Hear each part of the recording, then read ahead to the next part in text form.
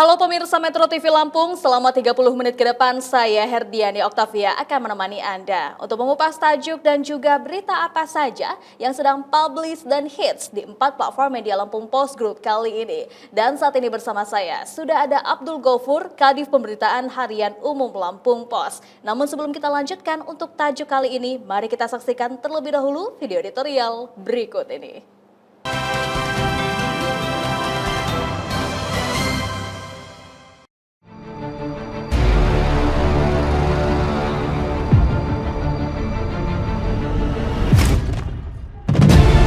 Harga gabah sejahterakan petani. Surat Edaran C. Badan Pangan Nasional Nomor 47 TS 0303K02/2023 menetapkan harga batas atas untuk gabah kering panen (GKP) di tingkat petani Rp 4.550 per kilogram, GKP di penggilingan Rp 4.650 per kilogram, dan gabah kering giling, GKG, di penggilingan Rp 5.700 per kilogram. Celakanya, petani justru merasa dirugikan dengan ketetapan itu karena tidak sesuai dengan biaya produksi yang sudah dikeluarkan hingga panen. Biaya tersebut mulai dari biaya membajak tanah, membeli bibit, pupuk, perawatan hingga panen sangat besar. Belum lagi risiko yang dihadapi ketika menghadapi serangan hama. Keluhan para petani tersebut harus menjadi perhatian pemerintah. Para petani mengharapkan kebijakan HPP gabah berpihak kepada mereka. Apalagi sebentar lagi. Pada Maret 2023 memasuki musim panen raya padi. Tentunya HPP tersebut menjadi harapan bagi petani. Karena berkaitan dengan besar kecilnya penghasilan mereka. Besar kecilnya pendapatan petani padi selain berdasarkan jumlah hasil produksi, juga tergantung dari besaran HPP gabah. Bisa dibilang penghasilan petani diukur dari besar kecilnya nilai jual gabah dari hasil panen mereka. Bila HPP rendah, maka akan membuat nilai jual gabah petani juga rendah, sehingga membuat pendapatan petani berkurang. Fleksibilitas HPP dibutuhkan agar petani mendapatkan pendapatan layak. Jangan sampai petani hanya untung tipis. Sementara biaya pertanian mulai dari persiapan masa tanam, perawatan, hingga pemanenan terus naik. Untuk memperoleh pendapatan pun petani harus menunggu masa panen padi yang membutuhkan waktu tak sebentar. Sekitar 90-100 hari atau 3 bulan atau lebih. Petani adalah sebuah profesi sekaligus pekerjaan. Sama halnya seorang pekerja atau karyawan yang setiap tahunnya mendapatkan kenaikan upah karena mempertimbangkan variabel pertumbuhan ekonomi, inflasi, dan indeks tertentu. Petani pun harus demikian, karena setiap tahun perekonomian terus mengalami perubahan.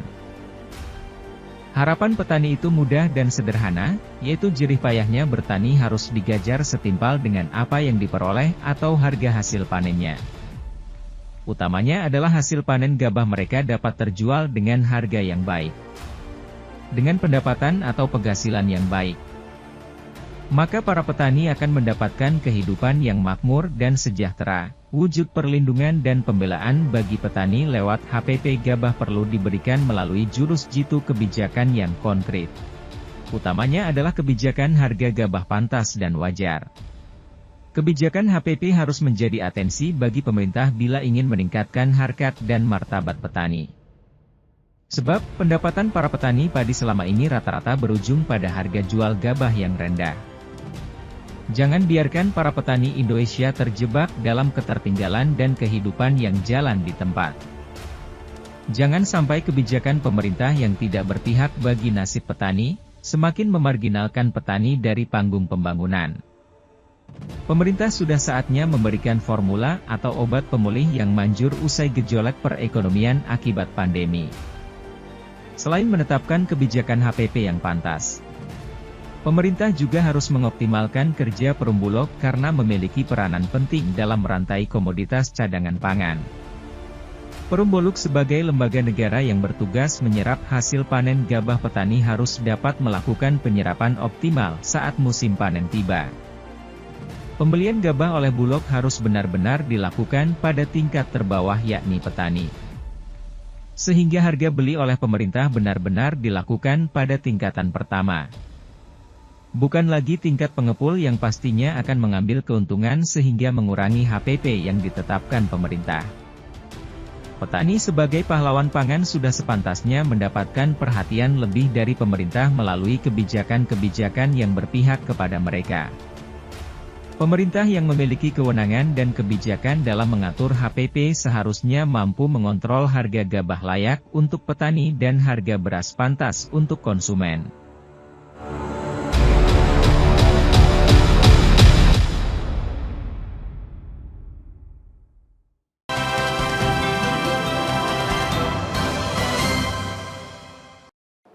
Oke Bang Ago, apa yang jadi sorotan dalam Lampung Pos tajuk kali ini?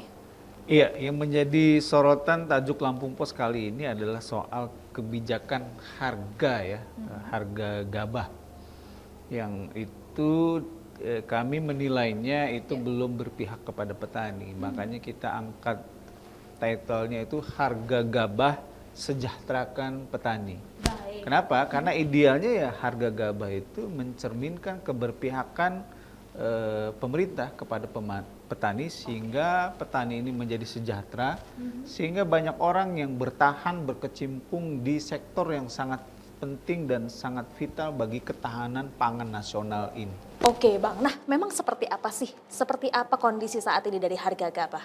Iya, kalau berdasarkan surat edaran ya yang dikeluarkan oleh Badan Pangan Nasional nomor 47 tahun 2023, itu harga gabah di Kering-Giling di tingkat petani itu harga bawahnya 4.200, harga atasnya itu 4.500 ya. Kemudian harga gabah Kering-Giling ya di tingkat penggilingan itu sekitar 4.250 sampai dengan 4.650.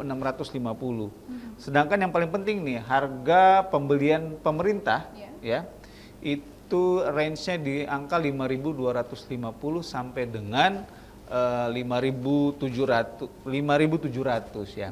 Dan harga yang sudah dirilis oleh Badan Pangan Nasional ini itu menurut beberapa organisasi petani ya, Serikat Pekerja Petani Indonesia (SPI) itu menilai ini belum merepresentasikan keberpihakan pemerintah kepada petani. Gitu. Kenapa? Karena mereka menganggap ini masih jauh dari fakta atau kondisi di lapangan bahwa sebenarnya biaya produksi di tingkat petani itu sudah meningkat luar biasa gitu ya, apalagi pasca kenaikan harga BBM ya. Semua biaya produksi itu naik. Mungkin dari sewa lahannya naik, harga tenaga kerjanya naik, harga sewa peralatannya juga naik, mungkin sewa lahannya juga naik karena mungkin ya sudah tidak terlalu banyak petani yang sudah memiliki lahan sendiri ya. Kemudian biaya panennya per hektarnya juga naik. Belum lagi biaya angkut setelah dipanen kemudian dihantarkan ke tempat-tempat penggilingan padi. Baik, seharusnya dengan beberapa faktor tadi yang cukup naik harganya, maka harga gabah ini juga bisa lebih menguntungkan bagi para petani. Lantas apa yang menyebabkan justru harga gabah ini menjadi akhirnya cukup merugikan bagi petani? Iya, kalau kita lihat memang dari sisi presentasinya ya ini naik, sebenarnya sudah naik dari patokan harga sebelumnya 8-9% lah seperti itu. Tetapi klaim dari teman-teman petani harga kenaikan 8-9% ini sebenarnya tidak reliable atau tidak sesuai dengan kondisi yang dialami oleh mereka di lapangan.